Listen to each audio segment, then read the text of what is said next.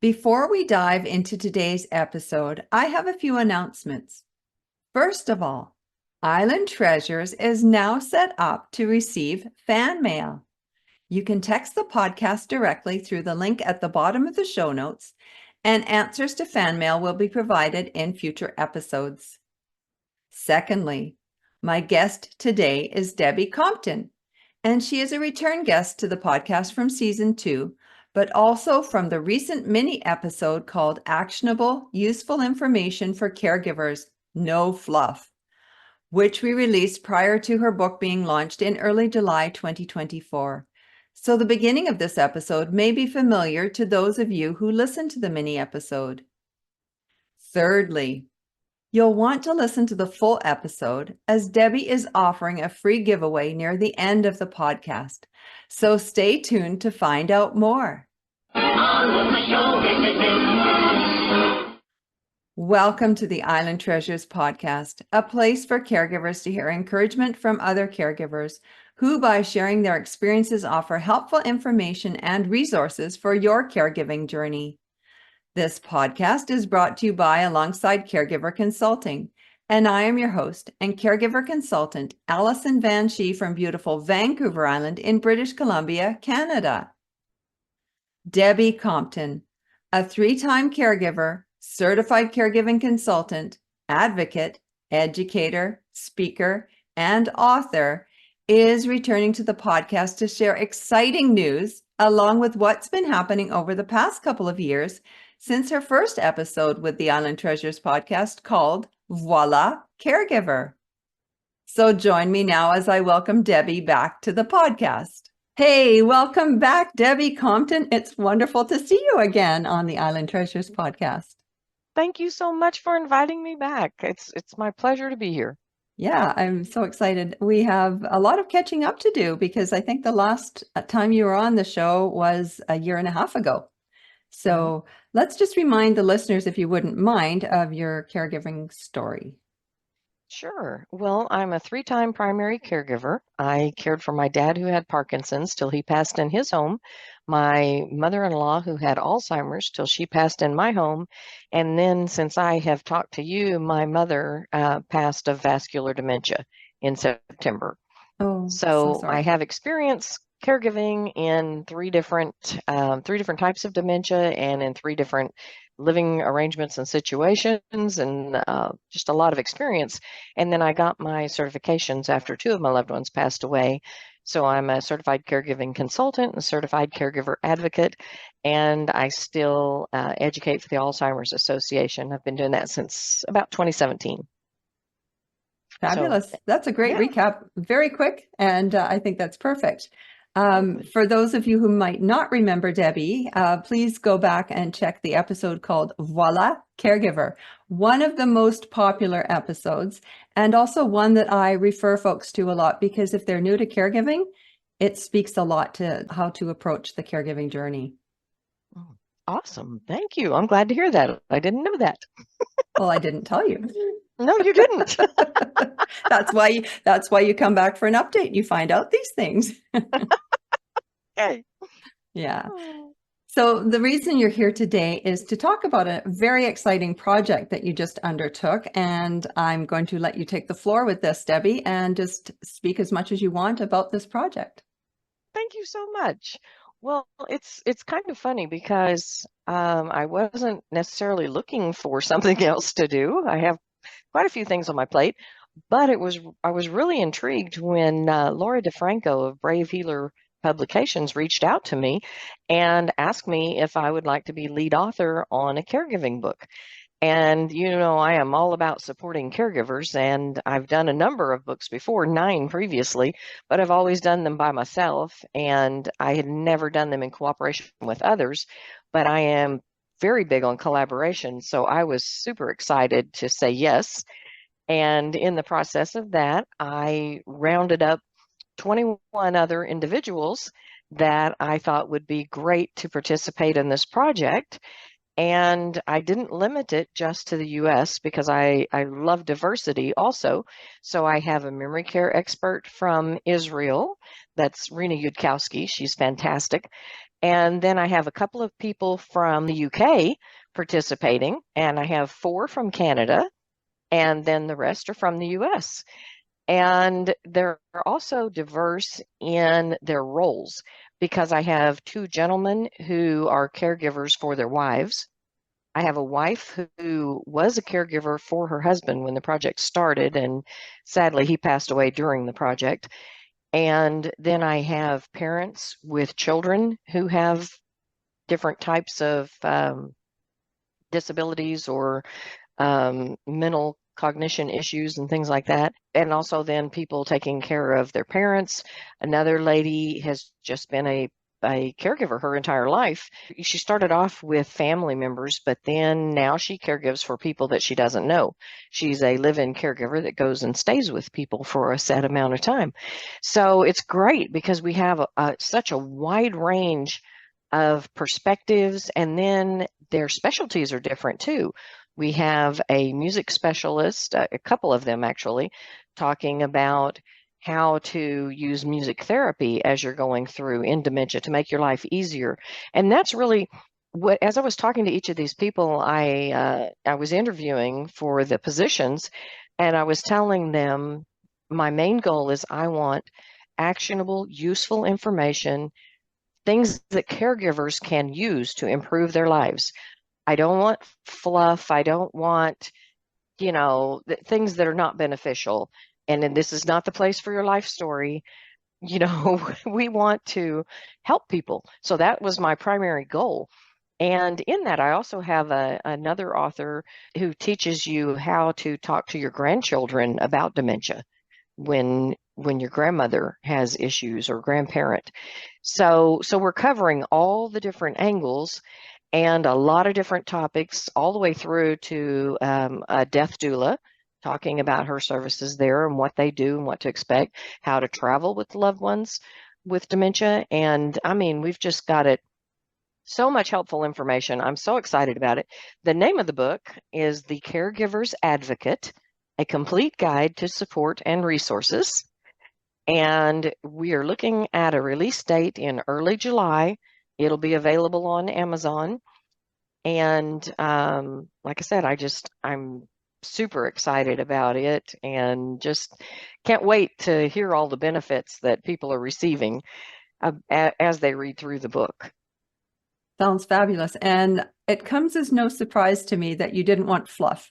You wanted meaningful, helpful, resourceful Yes, tips, because that's what you gave us in Voila Caregiver. Like, that's who you exactly. are. Yeah. That, Like, let's yeah, not waste time. exactly. That's exactly who I am. I am not that person that's going to tell you the history of something before we actually dive into it. I'm going to assume you know or don't care about the history of it, and we're just going to get down to the nuts and bolts. Because And that's what that's, you're looking for anyway. Like, that's where you're looking at the book and you're going through the pages really, really fast. And oh, this is what I need. yes, This is exactly what my situation is right now. So sounds like a yes, great yes. resource. Oh, and another thing, I got to thinking about, and it's like, a lot of people don't know where to find help. And so I had all of the authors give me resources, refer resources that they have vetted or used or trust, and that are nationwide or worldwide to help other people. And so I dedicated a whole chapter of resources so that a caregiver, if they need to listen to podcasts on caregiving, if they need whatever it is they're looking for, how to stop dad from driving, there are resources listed all the way in the back of this book. And I mean, that in itself is worth the price of the book Yeah. to get all these different resources to save. That's going to save years of research for Yeah. someone. Well, especially when So, they're tried and true. yes, exactly. You already know it's Yeah. not a scam. No. You know it's people that are reputable. Yeah. Yeah. Yeah, Resources from caregivers are, well, caregivers to me are the best resource for caregivers, period. But what caregivers have tried, sampled, figured out what works and what doesn't work, those are the ones you want to hear about. exactly. Exactly. Because there's too many out there that you don't need to be involved with. And we probably have all had experiences with those. And that, especially when they say that they're going to give you all these wonderful things, and it turns out to not quite be the case. They So, and don't most of deliver. these, right, and most of these are free resources too. And if Even the better. resource isn't totally free, then they have free things available as well. So, yeah, it's going to really help.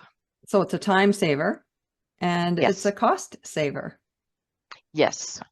Yeah. And the the education that you'll receive, because I've got doctors, nurses, elder law attorney, um, people from all different walks of life, and just sharing their expertise.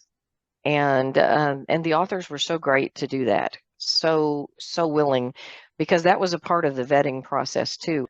Everyone that I talked to was not offered this opportunity, because I wanted the right people for the right reasons, and the people that have a heart like mine to support caregivers, because then you've got a unified front across the book, a unified theme of let me help you. Yeah. Yeah. And every author has their contact information in their chapter.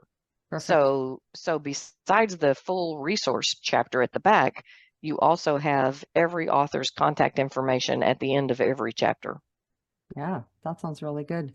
Yeah. You don't want people who are in it just for the wrong reasons. So Exactly. it's good to hear that Exactly. you vetted and that you chose, you selected, you cherry picked. I did. I cherry picked the best. That's exactly the way that I would put it, because I interviewed, oh my goodness, 4 times as many as are included in the book, Mhm. just to get the right ones with the right fit. So, Did yeah. you come up with the list of well, it would be close to 100 people then that you would have gone through and interviewed. Did you come up Mhm. with the list yourself, or was that given to you by the person that wanted you to write the book? No, I came up with the list. She did recommend a couple of people that I talked to, and some people who had done books with her company previously, and some of them were a really good fit also. So there are several people who've done books with Brave Healer before that are included in this book, but then the majority of them are ones that I had through my contacts, people that I have done business with or connected with and had conversations with, people that I already knew. Because once the caregiver support community is really not that large.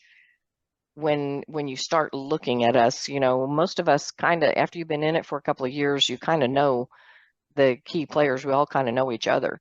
And so I think that's a great thing that we have that community.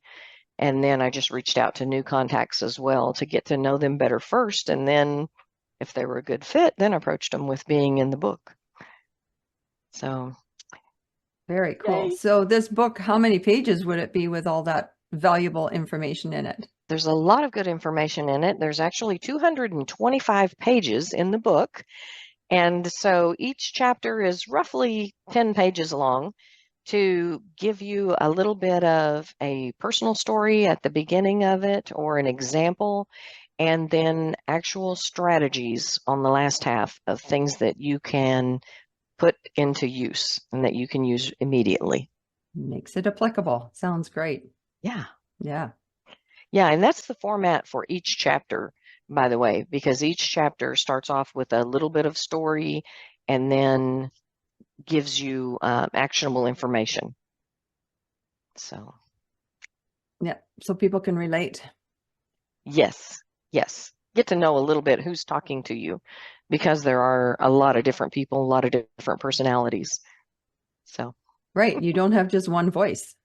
You have right. 21 voices. And do you have a chapter in the book? I do. I wrote number 6. They wanted me to write the first chapter, but I wanted to write about caregiver burnout, and I didn't want to start the book on burnout. Oh my goodness, that's wise. Yeah, and I was like, no, no, we're not doing this. This is not this is not going to fit. So I do a brief intro to the book to just give you a little bit of a feel for it and tell you a little about it. But then we start in, like the first one is Sparking Joy and Connection. And so that's with Alexis Baker, and she is a music teacher, but not just a music teacher. She teaches music therapy and works with Alzheimer's and dementia patients. So the second chapter is when it's time for the talk, and it's turning awkward conversations into actionable elder care planning. And that is by a fellow Canadian.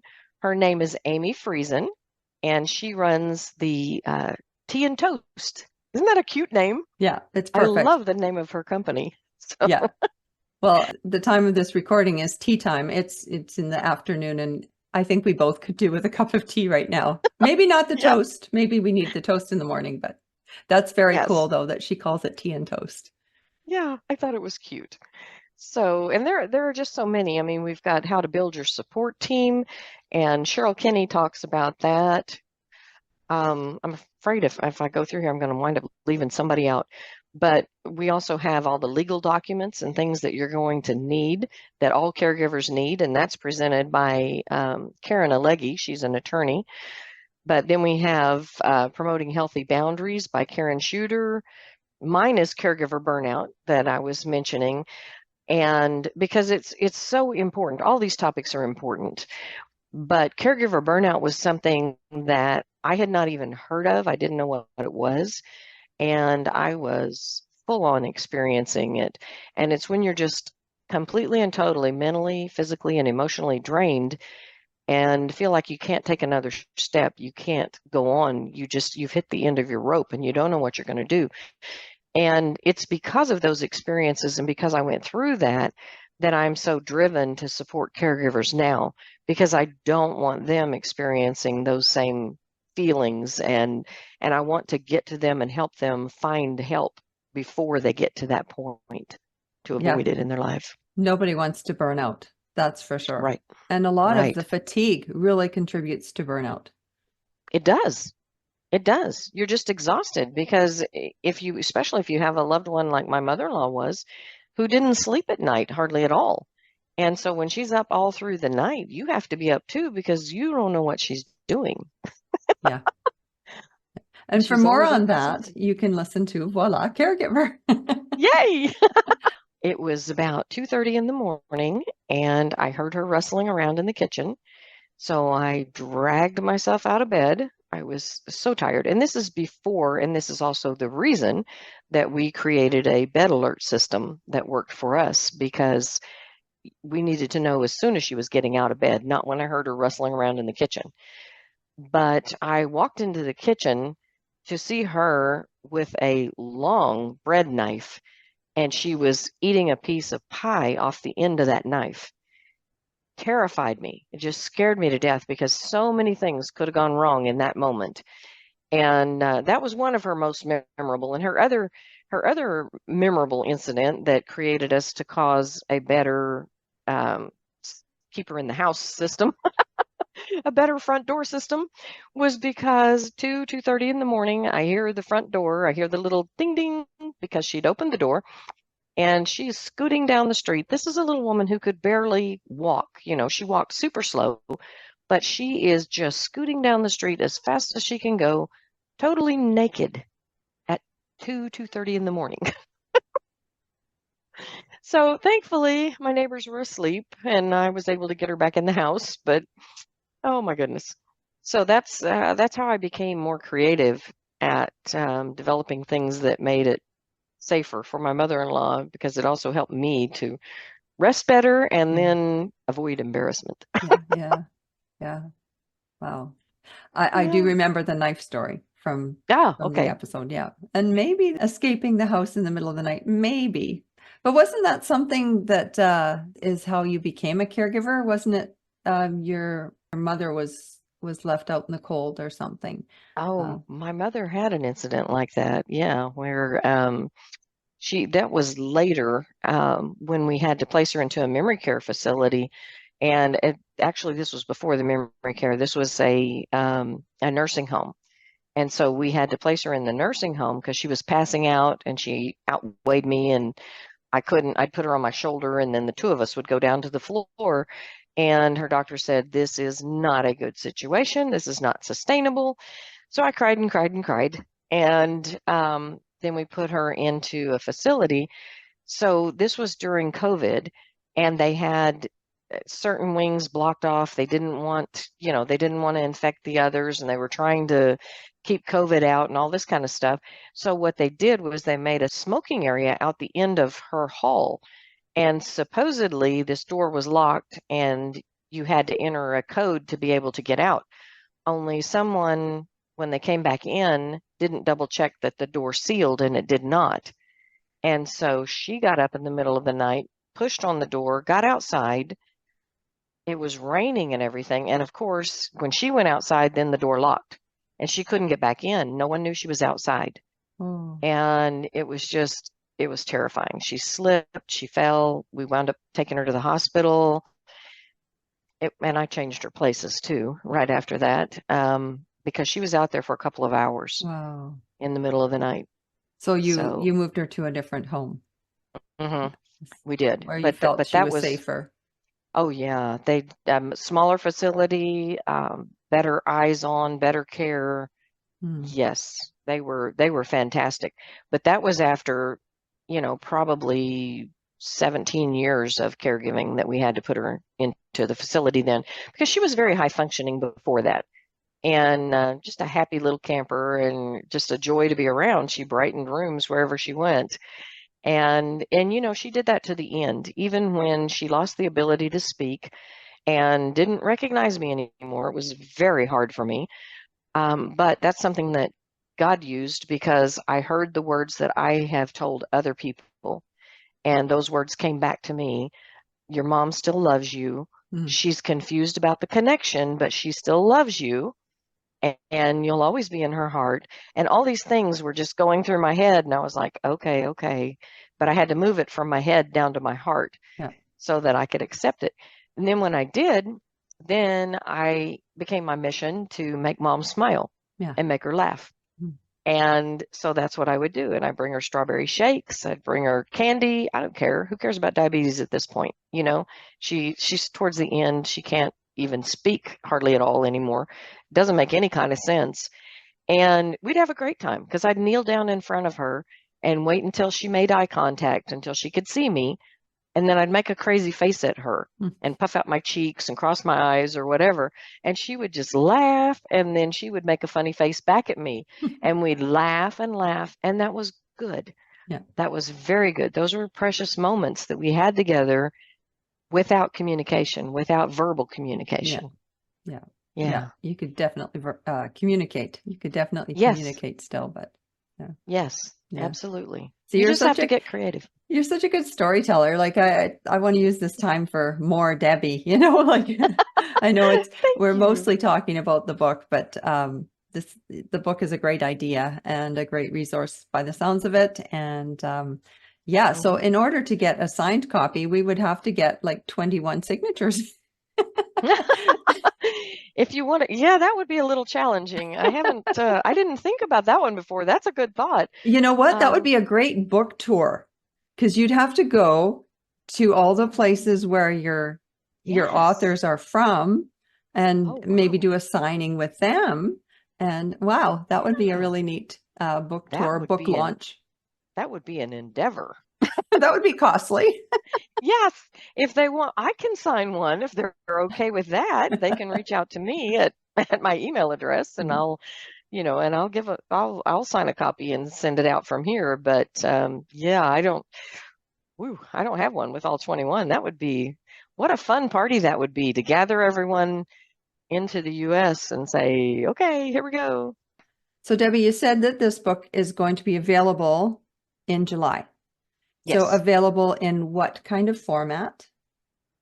It will initially be available in ebook and hard copy, and that will be on Amazon is where it will be starting off. And I'll also have links to it on my website, so that if you want a personalized copy, then you can purchase it off my website and I'll send it out to you from there. Very cool. So Debbie, is there a book launch planned? Yes, there is. We are planning a big party.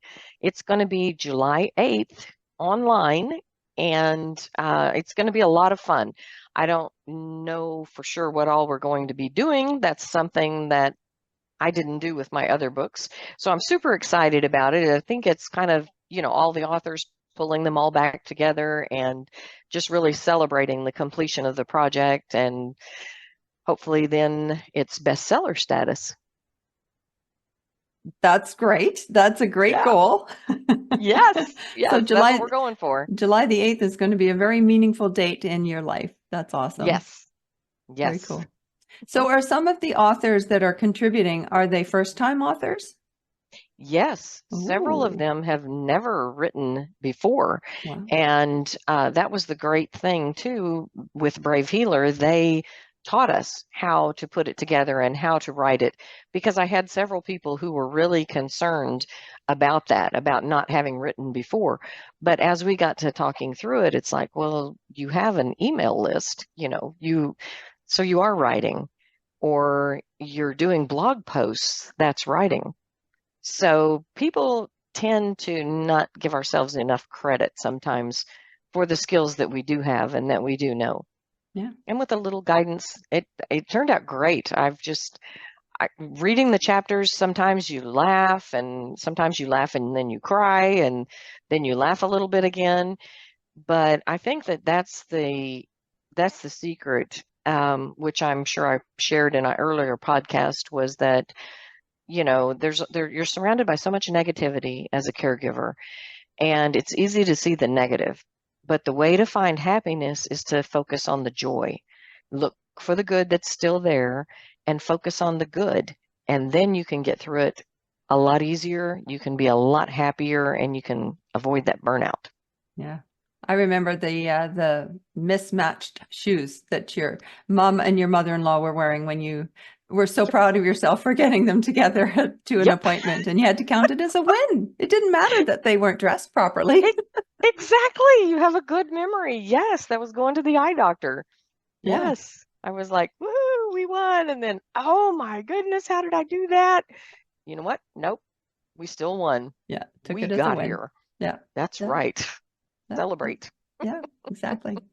Well, I'm looking forward to July 2nd when the book is released, and July 8th when there's the huge launch party that's planned. So congratulations to you and to all the contributing authors. That's fabulous.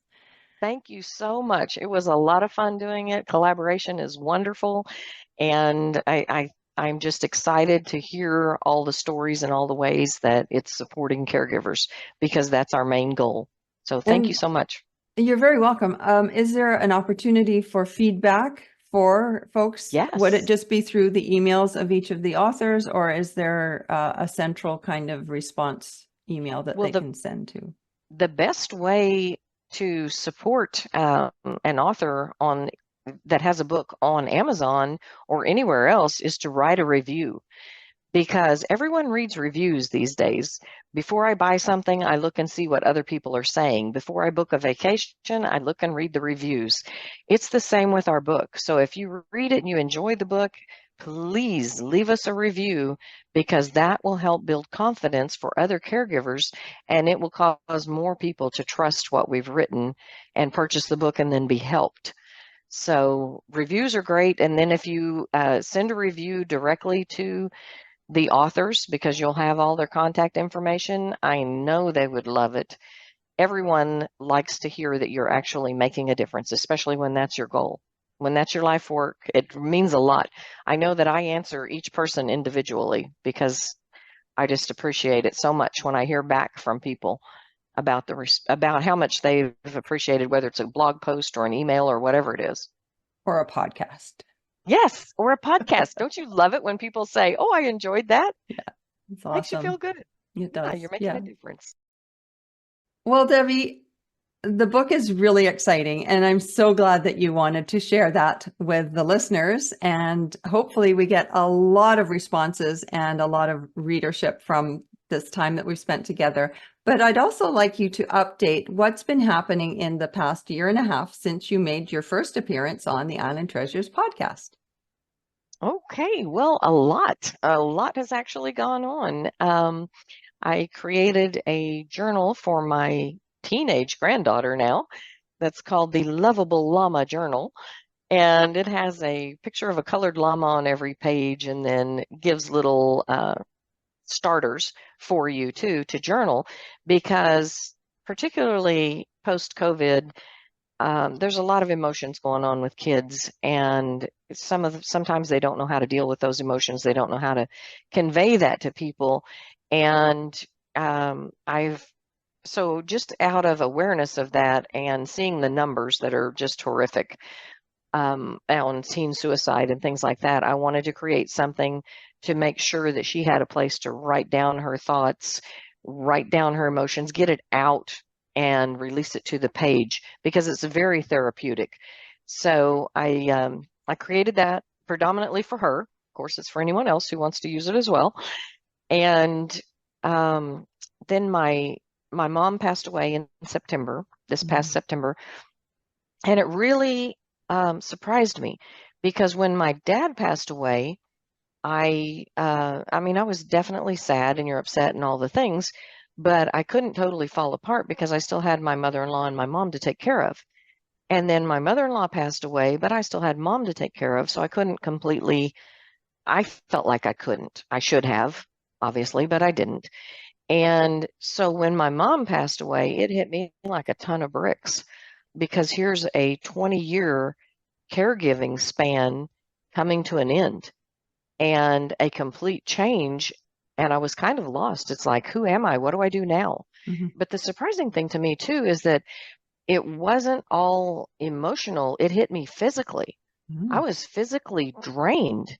I slept for like almost a week. I'd just get up and to eat and eat a little bit and go back to bed. And I think it was just so many years of sleep deprivation and so much stress that I didn't realize I was even carrying. And so I was just completely flattened.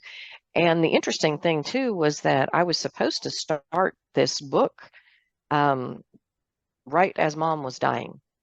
And so I reached out to the publisher and I said, I can't do this. I got to be at mom's bedside. We're going to have to delay. And they were very gracious, and almost all of the authors were very gracious too, in saying, delay, take some time, it's fine. So we did that, and I was so glad, because then everything just fell into place, because we started working on the book in February, and that's my mom's birthday month. So that felt like I was honoring her. And then the book goes live in July, which is my dad's birthday month. So I'm like, wow, Okay. you couldn't plan this better. This is the way it's supposed to be. So the timing is right for it now. But going through the grief and all this kind of stuff has really, it's really been enlightening for me too. And I've realized that I need to do some more support for caregivers in what happens to you when your loved one passes away. So I'm going to be creating some things that I have learned, again, because I learned the hard way. I just go through it. And first off, I do, okay, you don't want to do this. This is what I did over here. Not a good plan. So, but we finally got it right. So that's what I want to share with others too, to be able to help them. But so that's happened in the last 18 months. And then the book, as I was talking about, that's going to be coming out. So that's super exciting. I also started an online training program, and that has, so far it's got one course on it, but I got the one completed, so I'm excited. And that's on caregiver, what's ways to reduce your stress and anxiety. And so it's, again, actionable information, things that you can do. You don't even have to be a caregiver to benefit from it, because we all have plenty of stress and anxiety that we need to get rid of. We need to learn how to deal with in a healthy manner. And that's what this course teaches. And I plan on building more courses and putting those out there too. What else happened? I went on a caregiver support cruise with Elite Travel and Kathy Schoaf. It was so much fun. Oh my goodness. Caregiver supported cruise. And so I got to spend time with caregivers and give them ideas and things to try and listen to their heartbreaks and hold them and cry with them and all the stuff. And then I also had time with their loved ones and got to meet some amazing people and spend time with them, go see the sights with them. We cruised to Alaska. It was beautiful. The weather was perfect. And it was a great time of just bonding with people and spending time with them, supporting one another. And it was great to see the connections that were made between the caregivers because caregiving is so isolating. And here they were, we'd sit around at a table just having a meal together and sharing stories and sharing and laughing because sometimes you feel like you're the only one who's going through this. And then you realize, oh, no, I'm not. They're going through the same thing. And it kind of makes you feel better that you're not alone. So it was really neat. So it's a cruise ship support group for the whole time. Yeah, they have great. Now the caregivers get alone time. On this particular one, they have 2 hours each day that they can go and do whatever they want while their loved one is looked after. And you have an RN. Kathy is an RN, and so she's available through the night if you need her, which happened a time or two. So yeah, it was really good, really good. And you get to enjoy your loved one again because you're doing things together, but you're not bearing the whole burden and responsibility and fear of what if something goes wrong. You know that there are people right there to help you. So it was great. It was a lot of fun. Yeah, she takes the planning pressure off too. Like all the Yes. details are taken care of by Kathy and the team. Um, Hmm. Kathy was a guest on the Island Treasures podcast a couple of times. The main episode was called The Happiness Crusade. And Oh, so if folks want to check that out, please do. And you can hear more about dementia-friendly cruising. So, and it's not just for dementia, it's for many other health conditions as well. yes. And we even had some friends of mine went along also that one just can't walk distances and she has to use a scooter. So they went along with us for the comfort level of knowing that a nurse would be there if you needed it. Yeah. Yeah. Hmm. No, I've Yeah. I've often thought that's such a great idea, such a great service, such a great opportunity to travel. Because so Yes. many times you say, "Oh, I can't travel anymore. My loved one's got blank," and Hmm. yeah, you can. There's a Well, way.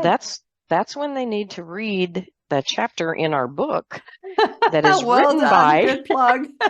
yes, that it just happens to be written by a lady who teaches how to travel. It's chapter 19, Fill Your Life with New Experiences, How to Go on Vacation with Your Loved One by Dr. Carol Sargent.